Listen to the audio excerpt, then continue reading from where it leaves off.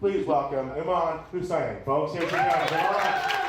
Great to be back in Canada. So I am originally Palestinian, Muslim. The silence, we get it all the time. Thanks. So of course, when I got older and I told my Middle Eastern parents I wanted to be a comedian, my father looked to my mother and he's like, "You owe me $1,000. She is retarded. She is." She's Canadian, Muslim, gay, and wildly funny, cracking them up at Yuck Yucks in Halifax. This is why I'm convinced. She jokes she's a walking, wisecracking current affair, constantly explaining herself. What is your name? Eman Eman El-Husseini. Eman El-Husseini. El-Husseini. El-Husseini. El-Husseini. No G. Husseini. El-Husseini. I'm a comedian. I'm here performing at Yuck Yucks. Yeah. Oh, is that right? Yuck Yeah. Yucks headliner tonight. Yeah. Okay, ready? 3, 2, 1. Iman is the funny girl from Montreal who simply attracts people. How great is that? I love that, Misha. They're drawn to her and she to them, Here, my dear. picking up a future fan anywhere she can. Thursday, Friday, Saturday. You should come. It's going to be expensive to see me in a couple of years, so come now while it's cheap. Believe it or not, my parents' wedding anniversary happens to fall on September 11th. And a couple of years ago, my parents celebrated their 35th wedding anniversary. Okay, we had a barbecue in the backyard. Can you picture this? A barbecue, Arabic music blaring, a whole lamb roasting on a spit. People were terrified. But to make matters worse, my father decides to make a speech with his very heavy and terrifying Arabic accent. September 11th is a very, very special day for me and my wife. It is the day that Allah brought us together in unity. Thank you for coming to celebrate this special day with us. Allahu Akbar, right? So at this point, helicopters are hovering over the house. Al-Qaeda and Hezbollah are sending us greeting cards. Not good. The anniversary date is true, but a long time ago. Her parents married in the Middle East. They had Iman and her 2 siblings in Kuwait before emigrating to Montreal when Iman was 10. And my dad was just like, "You're in Canada, land of opportunity. You got to be the best that you could possibly be. Anything." Her dad wanted her to be a politician, maybe even prime minister. Was your dad disappointed? Big time. Yeah, he was not happy that I chose comedy. It's not a stable career, obviously. It's a very, very difficult career to succeed in. It takes She a lot promised of her hard dad work, she would succeed, persistence, but she'd have to move to what would become Donald Trump's America. I got a green card based on my comedy credits. That's a huge deal, Cool. right? That's some kind of achievement. And you got across the border. I did, with an Arabic Muslim name. Come on. That's a huge achievement. And now you have one of those cool Nexus cards. I have Nexus too on top of it, yeah. You know, having Nexus as an Arab woman, I know how it feels like to be like a white person traveling now. It's so great.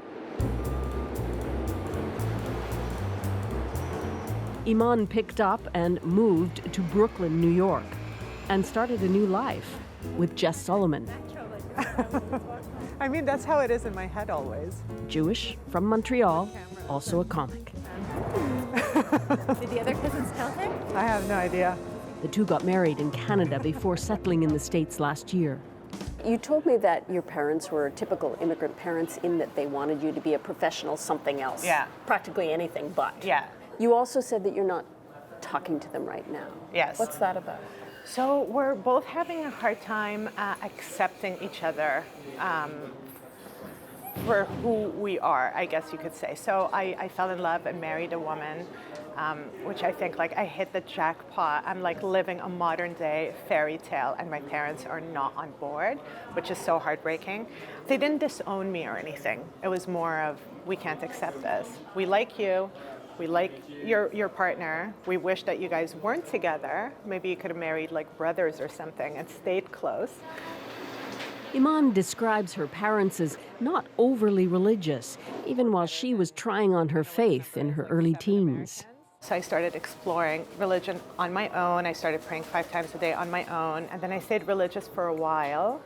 And then I tried bacon and never looked back. Come on. God, that's the punchline. But what really happened? I don't know. I just got older. I feel like so many so-called religious people are so hypocritical in so many ways, and I really believe that religion should be something that's personal.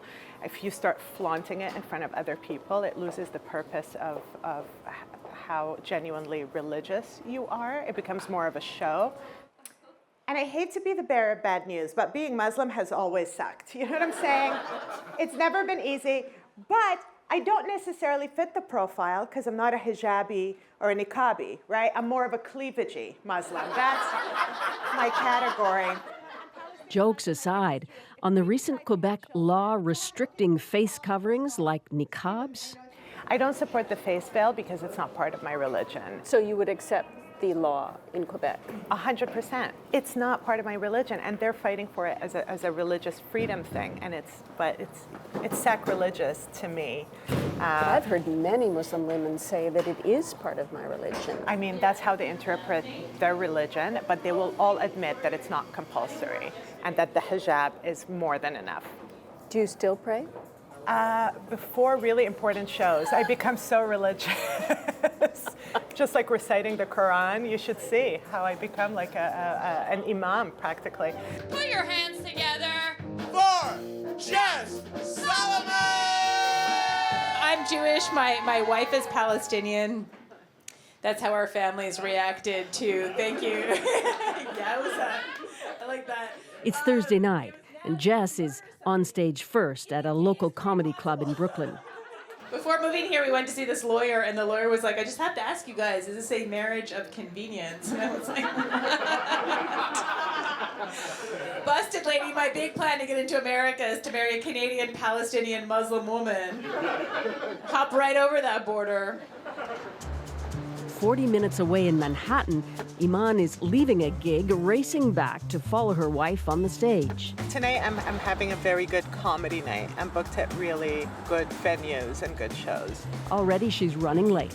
Oh my God, worst Uber ride ever.